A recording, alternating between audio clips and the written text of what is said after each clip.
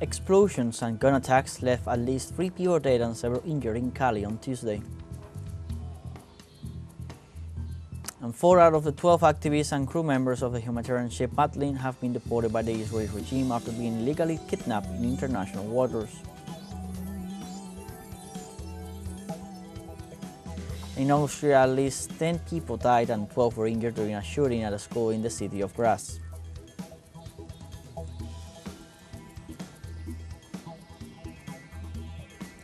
Hello, welcome from the South. I'm Luis Alberto Matos from the teleSUR studios in Havana, Cuba.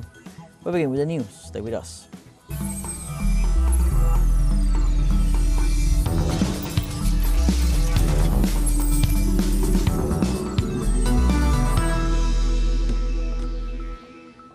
In Colombia, more than 13 explosions and gun attacks have left at least 3 people dead and several injured in Cali on Tuesday. The mayor of the city, Alejandro Eder, confirmed that the first violent incident occurred after a motorcycle bomb exploded at the Melendez police station south of the city. Almost at the same time, there was an explosion at the police immediate response center in Manuela Beltran, the capital of Cauca Valley.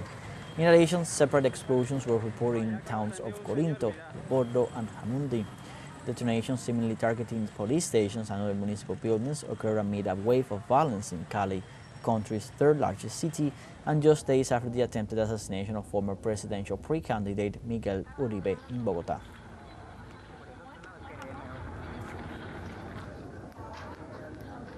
And the implementation of social projects promoted by the government of Xiomara Castro led to a decrease in extreme poverty in Honduras of at least 13%.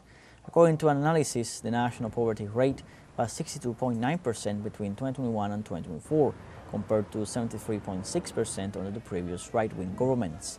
The national government has assured that the reduction in social need is the result of President Xiomara's actions, as she promotes programs such as scholarships, bonuses, and subsidies for the most vulnerable sectors of Honduran society. The executive also recalled that during Manuel Zelaya's presidential administration between 2006 and 2009, more than 500,000 people were lifted out of poverty thanks to similar social initiatives.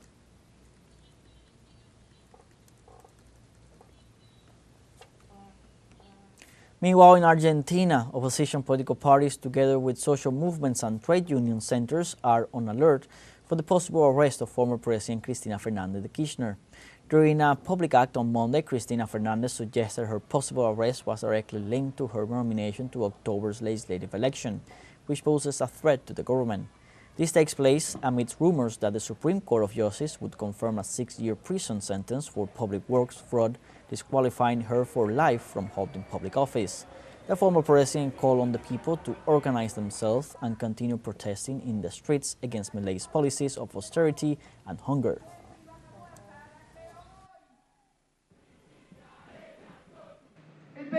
Peronism must be alert. They must pay attention to what is happening, because in the end this will also end in a great crisis. There is no possibility of a happy outcome for this. Do they really believe that they will solve this by putting me in jail? Come on, jail me. And then what? Are people going to earn more money? Are they going to increase the Argentine people's salaries?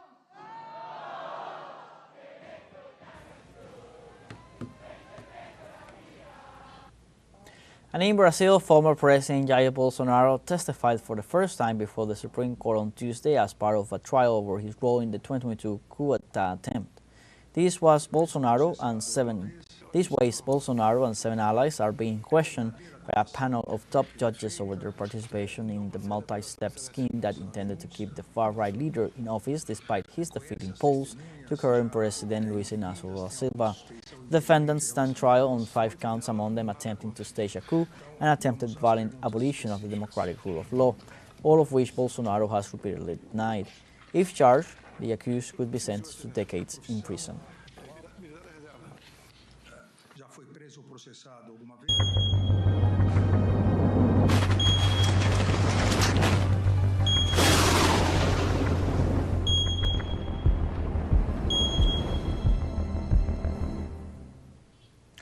We go to Central America to learn about the network of barrier reefs reserves in Belize. Let's see more about this unique natural system.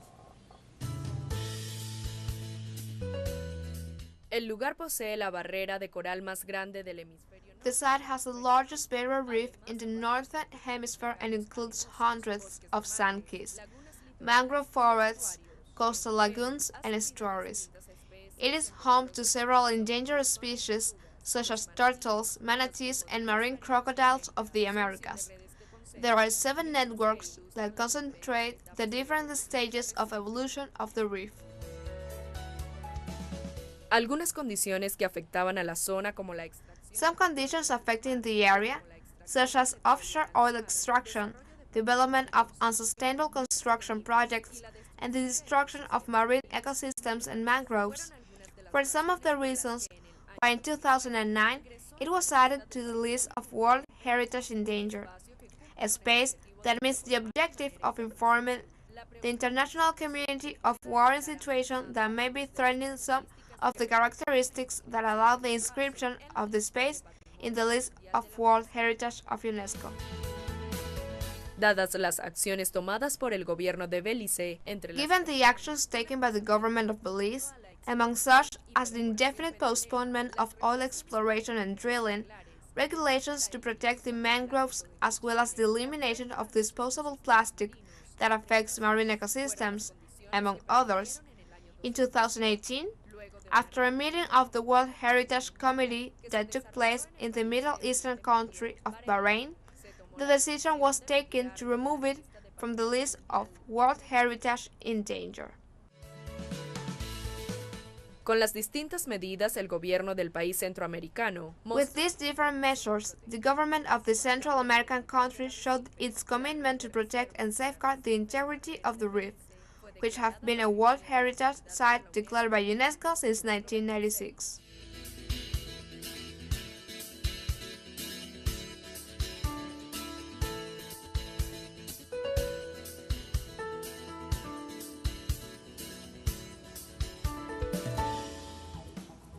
Now for our first break coming up, remember you can join us on TikTok at teleSUR English, where you'll find news in different formats, news updates, and much more. We'll be right back. Stay with us.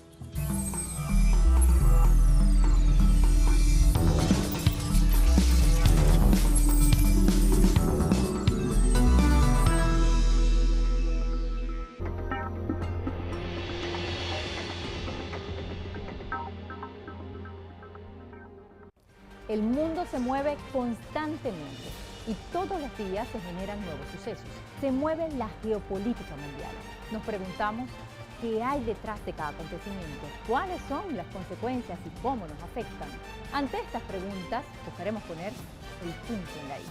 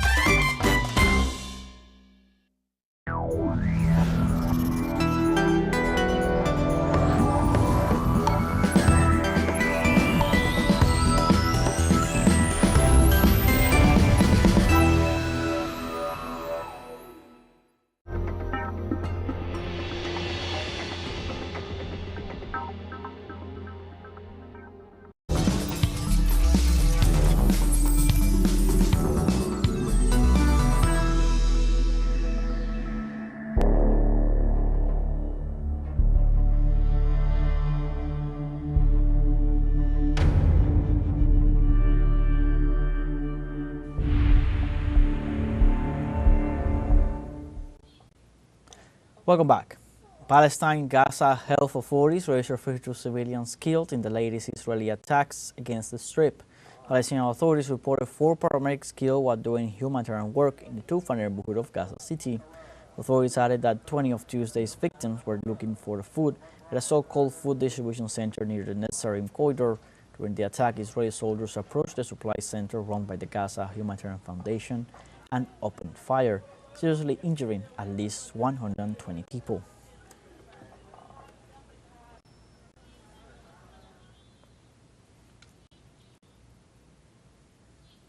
And at least 19 civilians were wounded by Israeli occupation forces in the occupied West Bank city of Nablus on Tuesday after they stormed the city.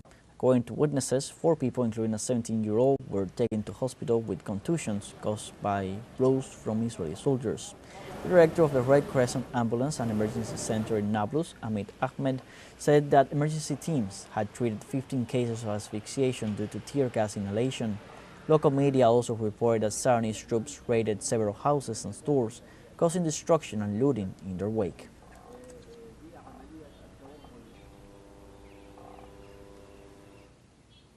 And since the intensification of the aggression on the Gaza Strip in October 2023, Israel has killed more than 16,000 students. In its most recent report, the Ministry of Education revealed that nearly 26,000 students have been wounded by bombardments from the occupation forces.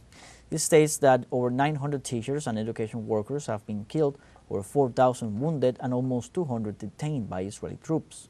It also states that Israeli aggression has affected more than 400 schools, some of which are run by the United Nations.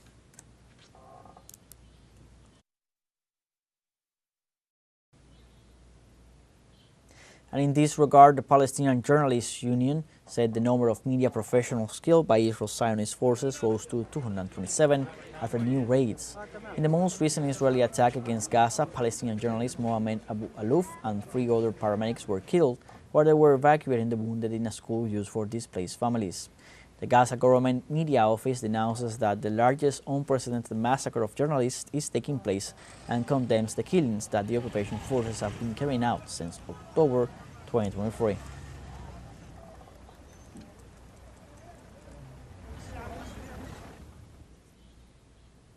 And 4 out of the 12 activists and crew members of the humanitarian ship Matlin have been deported by the Israeli regime after being illegally kidnapped in international waters.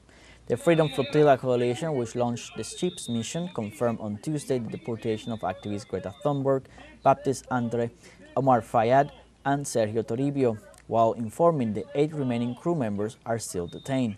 The volunteers were given the option of consenting to deportation or remain in detention to face a tribunal.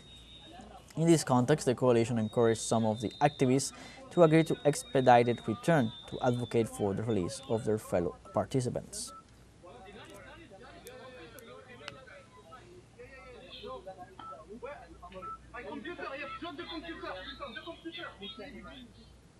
An activist, Greta Thunberg, arrived in Paris after being deported from Israel following her kidnapping from international waters as part of the Gaza-bound Freedom Flotilla. These were her first statements upon arrival. On international waters, we were illegally attacked and kidnapped by Israel and taken against our will to Israel, where we were detained. And then some of us deported, some are still there. There are very big uncertainties because it was quite chaotic and uncertain, so I don't really know what's going on. I haven't had a phone for many days. They were absolutely nothing compared to what people are going through in Palestine, especially Gaza right now. And this is yet another international a violation of international rights, adding to the list of countless of such, especially towards Palestinians, that Israel are committing by blocking and preventing humanitarian aid from entering Gaza. That is illegal. And over 1,000 activists have led the Caravan of Steadfastness, which departed Monday from Tunisia and entered Libya's border on its way to the Gaza Strip. 12 buses and 100 private cars made up the relief convoy that has been warmly welcomed by thousands in Gabes, Ben Gurion, and Sfax cities. The spokesperson of such delegation, Nabil Shenoufi, underscored they were meant to break the Israeli siege on the Palestinian enclave. The leader advanced they were planning to cross into Libya and Egypt by Thursday before reaching Rafah city, close to Gaza. Such humanitarian action occurred after the Israeli regime detained 12 foreign activists who were part of the British aid ship bound for Gaza.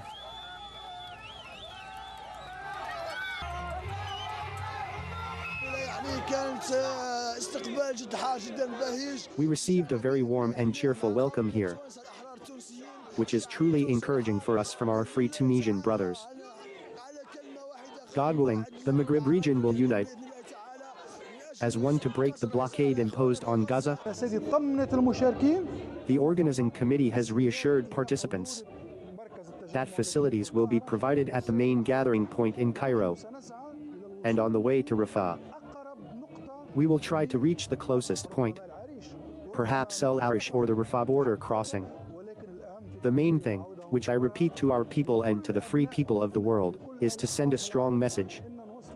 This people is still alive, and in 1948, people left on foot during the Nakba. And in the United States, President Donald Trump escalates militarization of Los Angeles and sends another 2,000 National Guard troops to crack down on protests against migrant raids. On Monday night, protests continued and were repressed by the police with tear gas and rubber bullets. Social movements and activists continue to demand an end to the operations of immigration and customs enforcement officials in Los Angeles, as well as an end to raids and police violence. Over the last few days, U.S. security forces have arrested over 150 protesters and clearly repressed the public.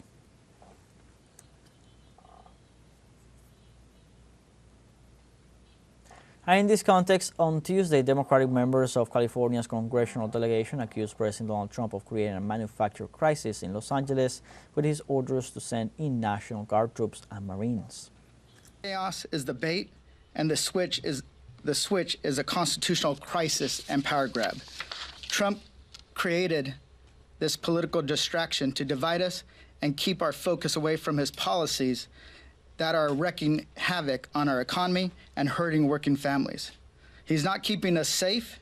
He's not restoring order. He's ratcheting up the tension, wishing for it to reach a boiling point. And we all knew that this day would come. It was just a matter of time. And this isn't leadership. It's a deliberate attempt by Trump to incite unrest, test the limits of executive power, and distract from the lawlessness of his administration. Bringing the National Guard and the Marines only escalates tensions. Turning our neighborhoods into battlegrounds and militarizing our streets is not the answer. It's not the answer for California, and it's not the answer for any other state or municipality across the country. We now have our second short break coming up. Before we invite you to visit our Facebook page at teleSUR English, there you'll be able to watch our top stories, special live coverage, and much more. Activate the notification button to stay up to date on the world's most recent events. Final short break, don't go away.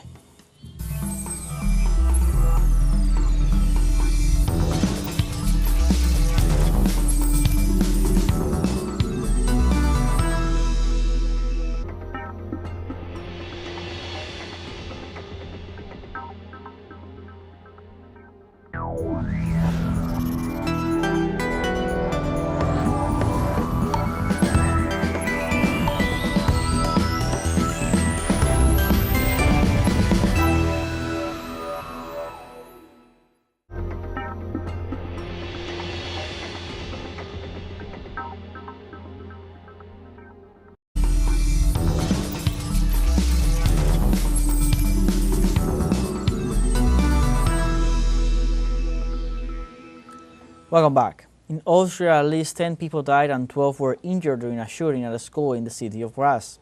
Around 300 police officers responded to the initial alert, as counter-terrorist officers were also deployed to the scene. In the aftermath, authorities unveiled the suspected shooter, who killed himself after the act, was a 21-year-old former student of the center with no previous criminal record, who likely used two weapons that he possessed legally. In this context, Austrian Chancellor Christian Stocker decreed 3 days of national mourning with a minute of silence to be held at 10 a.m. local time on Wednesday to mark what he described as a dark day in the history of the country.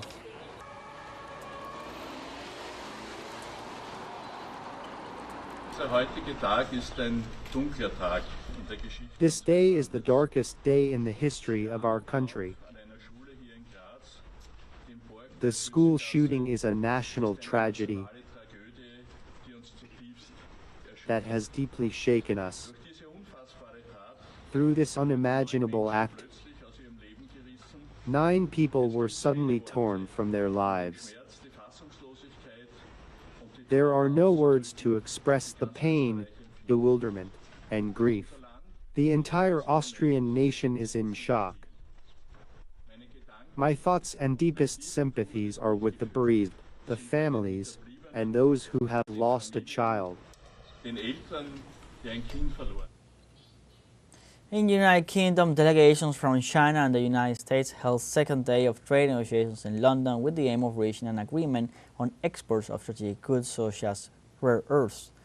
Meetings held at the prestigious Lancaster House follow a preliminary agreement reached by representatives of the two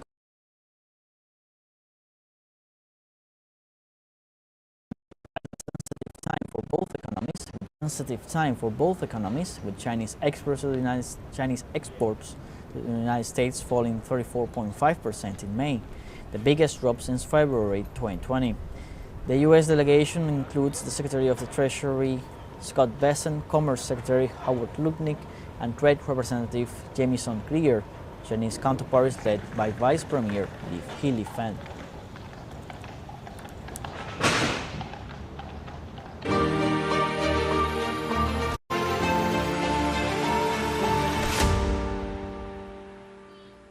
Russian authorities have announced that they are working to secure the release of Russian servicemen being held in Ukraine.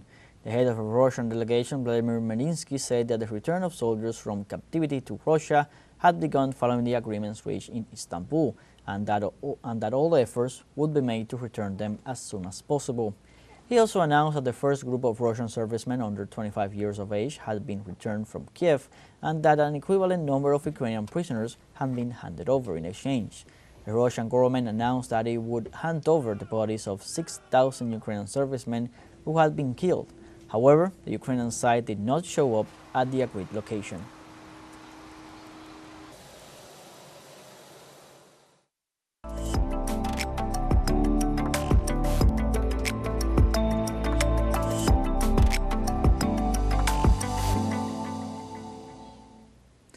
In Russia, the award ceremony of the 7th International Contest Tell the World About Your Homeland was held in Moscow. The event was promoted by the Innovative Center for Child and Youth Development and Education to foster cultural understanding among teenagers from diverse nations. This year, more than 60 participants from Russia and 21 foreign countries made it to the finals. The contest evaluation criteria covered depth of content, quality of presentations, and use of language. Among the outstanding participants were Silvia Fatima from Ecuador, who presented figures from Ecuadorian folklore, and Nikolai Ivanovsky from Russia, who showed a video about a monument that pays tribute to motherhood as a universal value.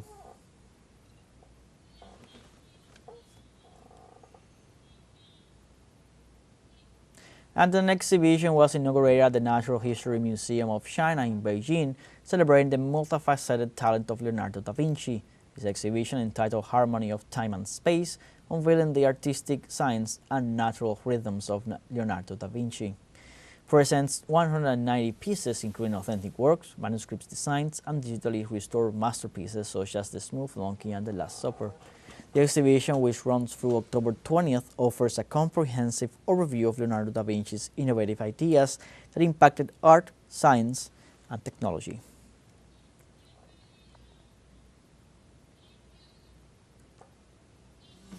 Like this, we have come to the end of this news brief. You can find these and many other stories on our website at telesurenglish.net. So join us on social media: Facebook, X, Instagram, Telegram, and TikTok. For Telesur English, I'm Luis Alberto Matos. Thanks for watching.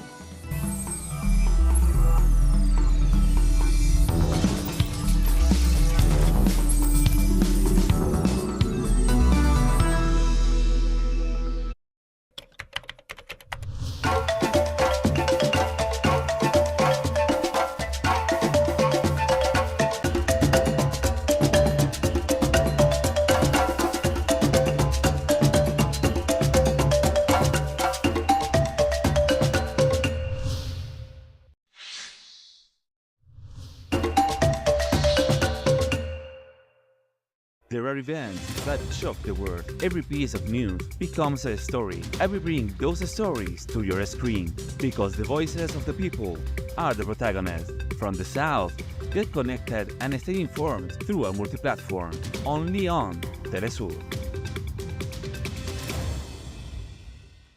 Identificamos cada pieza de nuestra geografía en el radar con una lectura geopolítica.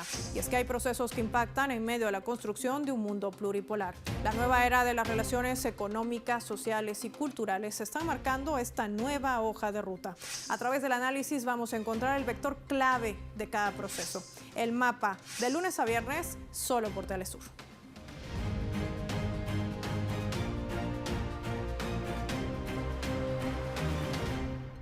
What is happening in China? Everything you want to know about current affairs, politics, economic, culture, and technology, summed up in a single program. China Now by TeleSUR.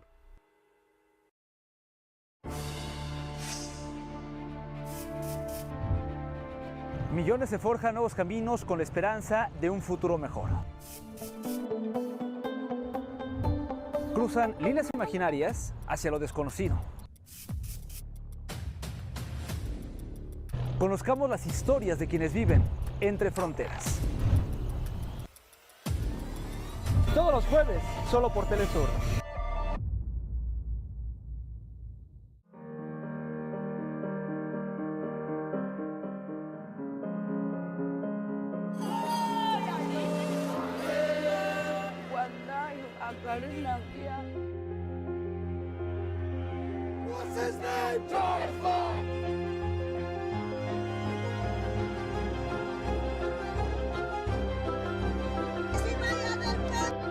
TeleSUR reports.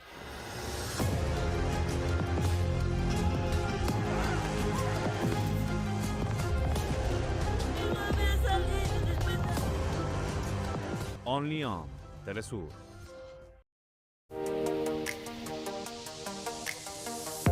La hiperconectividad cambia a un ritmo vertiginoso. Las plataformas sociales y ecosistemas digitales ganan terreno en nuestras vidas. La realidad y el mundo virtual convergen para llegar a orbitar por el impresionante universo de la ciencia, la tecnología y la innovación. Acompáñanos todos los jueves en esta experiencia inmersiva con las tendencias más actuales del mundo digital y tecnocientífico. Sigue atento a nuestra bitácora del saber y sé parte de Atomun todos los jueves, solo por TeleSUR. Our planet is full of natural paradises that beautify the environment and invite us to protect it from the threats that lurk around it. Unknown wonders that await to be discovered by you. Join us to tour the world from a touristic perspective. Let us move towards a new green destination every Wednesday, only on TeleSUR. We share your feelings, exalt your accomplishments, and show your reality. Our approach is global and keeps us in tune with the peoples. Caribbean countries also get our signal. With enthusiasm, we will continue to broadcast for them. Because we are TeleSUR, the news broadcaster from South America and the Caribbean. The life is full of moments. Moments of fight. Moments of hope. Moments that transcend. Moments that you can live in.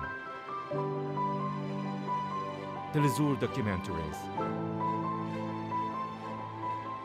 Sundays. Only on TeleSUR.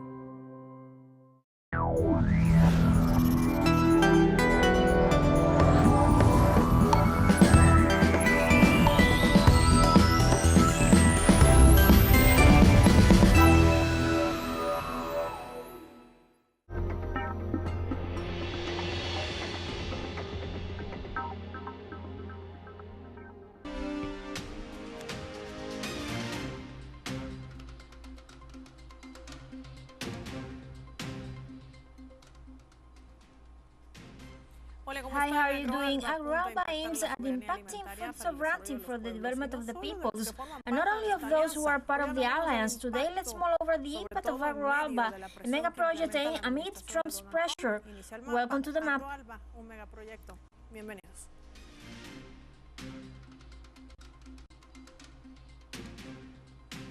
Therefore, let's review some key data to delve into the whole panorama, into what consists of this mega project, AgroAlba. Let's see our usual world map to identify in red the member countries of the Bolivarian Alliance for the Peoples of our Americas People's Trade Agreement, ALBA-TCP. On our map, we show you the photo of the 24th Summit of Heads of State and Government of ALBA-TCP, held in December 2024, where the president of Venezuela, Nicolás Maduro, announced the birth of the Great AgroAlba, a productive economic project focused on food sovereignty for the peoples by means of boosting the necessary investment in the countries to enhance the agricultural sector, among other areas. The AgroAlba project has 2,258,000 square kilometers of arable land and over 1 million square kilometers in a special economic zone. It is open to all nations worldwide, and it seeks to generate a positive impact on rural communities by creating jobs, improving access to nutritious food,